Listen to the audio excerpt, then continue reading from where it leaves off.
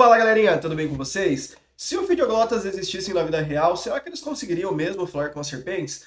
Bora entender isso daí. Bom, para quem me acompanha no Instagram, pessoal, sabe que eu postei um vídeo lá um tempo atrás falando sobre se as cobras têm ouvido ou não, se as serpentes elas ouvem ou não, né? E ali eu trouxe algumas informações um pouquinho ultrapassadas, na verdade. E eu vou utilizar delas, que vai aparecer aqui nesse card para vocês assistirem, para a gente fazer uma nova reformulação desse conceito. Então, bora entender se um ofidioglota existisse, ele realmente conseguiria falar com as serpentes. Primeiro ponto, pessoal, o que é um ofidioglota, né? No maravilhoso mundo de Harry Potter, fazendo um grande parênteses aqui, podem ver minha camiseta, eu sou um grande fã, pessoal. Então, basicamente, não é uma crítica, não é nada, é uma construção de conhecimento partindo desse mundo mágico, né? Então, vamos lá. Um ofidioglota, basicamente, ele vai ser um ser, um indivíduo, ou no caso do mundo mágico, né? É um bruxo que ele consegue se comunicar com uma serpente, né? Digamos assim que ele fala a língua das cobras. Como Voldemort fazia com a Nagini, como Harry Potter também entendia o que a Nagini falava, o que o Basilisco falava, e até mesmo o que o Voldemort falava. Aqui é interessante trazer um adendo, já que a gente está falando sobre Harry Potter, que, por exemplo, o Rony e a Gina, eles não eram fidioglottas, eles apenas, no caso do Rony, ele decorou algumas palavras e a Gina, ela estava sendo, vamos colocar assim, possuída pelo espírito do Tom Riddle, né, pela Horcrux do Tom Riddle ali, e assim ela conseguia falar a língua das cobras, né.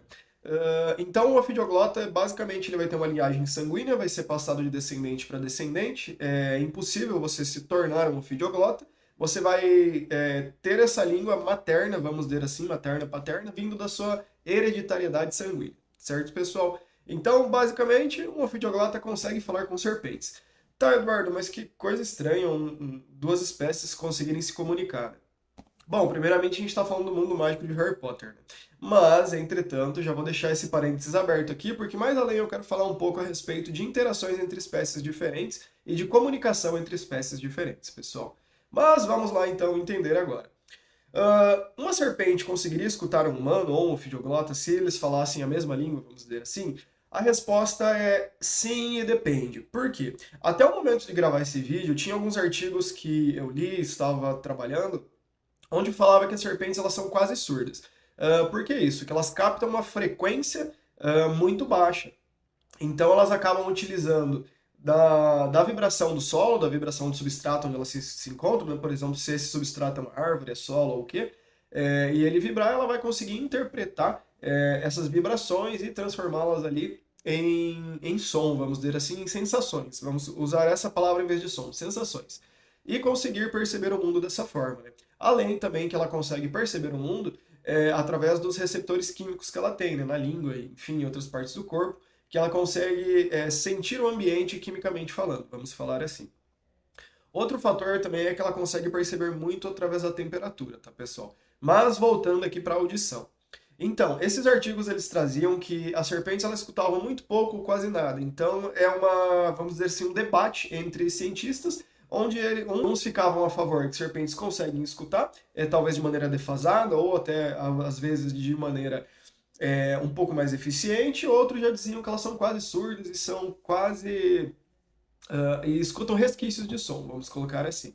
Bom, um artigo que eu peguei recentemente, na verdade são dois, um fala da Austrália e o outro ali eu não me recordo de onde que ele é, mas eu vou deixar referenciado aqui na descrição para vocês olharem. Ele traz que as serpentes elas conseguem sim captar sons, e eu digo som aéreo, como o som que está saindo da minha boca agora, e também consegue sentir as vibrações. E que essas vibrações, pessoal, elas vão ser potencializadoras do som que as serpentes conseguem escutar. Tá, mas se a serpente não tem orelha, como é que ela vai escutar? Então vamos lá. Basicamente, vamos dizer que isso aqui é uma serpente, né, pessoal?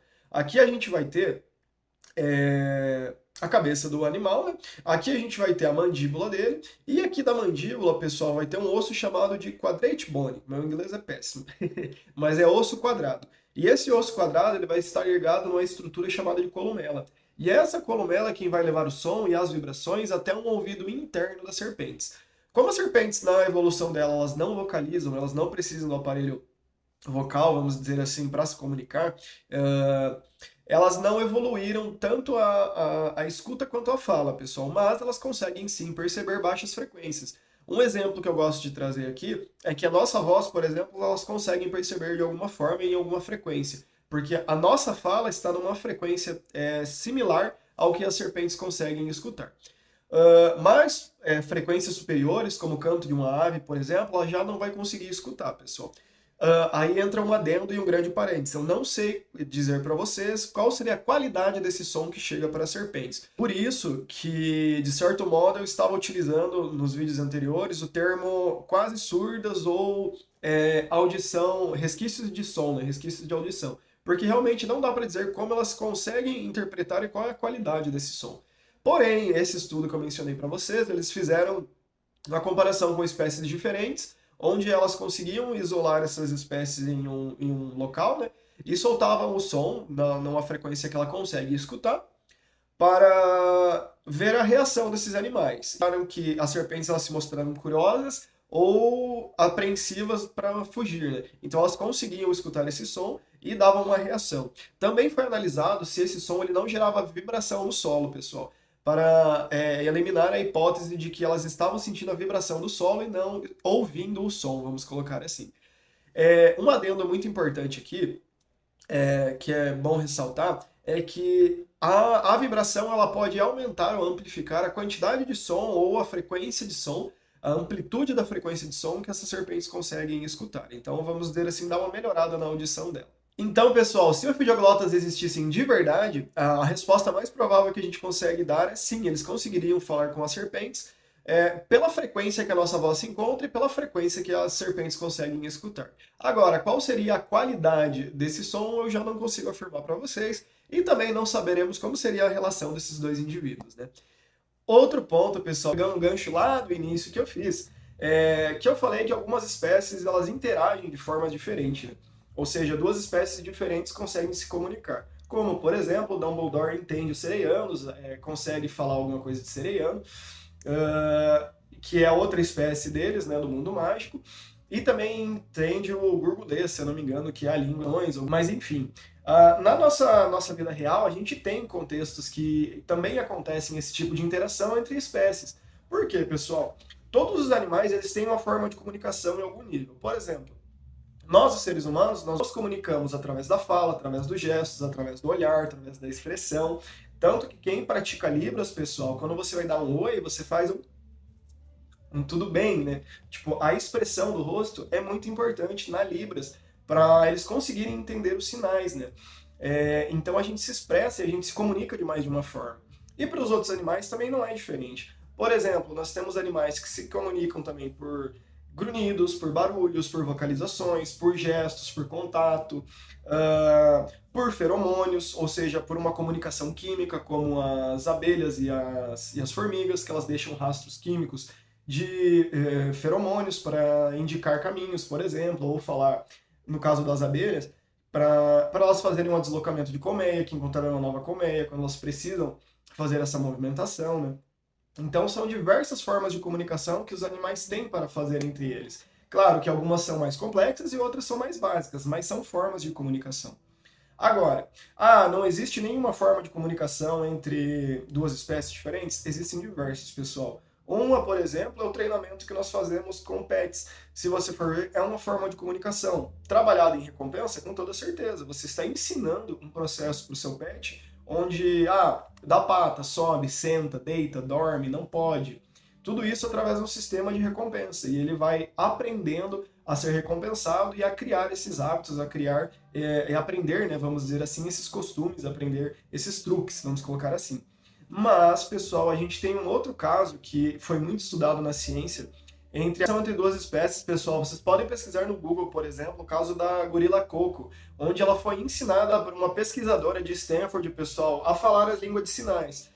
Claro que ela não fazia sentenças, frases muito longas, né? Eram, se eu não me engano, com 4, 5 palavras, mas eram frases curtas que ela conseguia se comunicar, sorrir, interagir com a pesquisadora através da linguagem de sinais. Então, esse caso é um caso bem específico, onde nós, seres humanos, conseguimos ensinar uma forma de comunicação, passar ou treinar, vamos dizer assim, e conseguimos nos comunicar em algum nível, por mais basal que ele seja. Então, há muitas formas diferentes de nós nos comunicarmos com outros animais.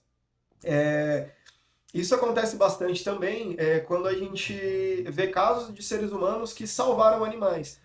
que às vezes o animal ficou perto, o animal sentiu algum tipo de afeto, vamos colocar assim, e isso eu estou dizendo de forma grosseira mesmo, pessoal, não estou dizendo que o animal consegue criar um laço imediato, mas que ele se sente naquele momento cuidado. E se vocês já viram algum dos vídeos que eu falei aqui sobre os sentimentos dos animais, os animais podem ser que criar algum tipo de sentimento, né? Então, por que não, nesse momento que ele é salvo por um estranho, ele não sinta um sentimento de gratidão, se sinta acolhido ou não em perigo, né? Então, pessoal, espero que vocês tenham gostado desse vídeo. Deixa seu like, comenta, compartilha. Não deixe de seguir nas redes sociais, que eu vou deixar aqui embaixo na descrição.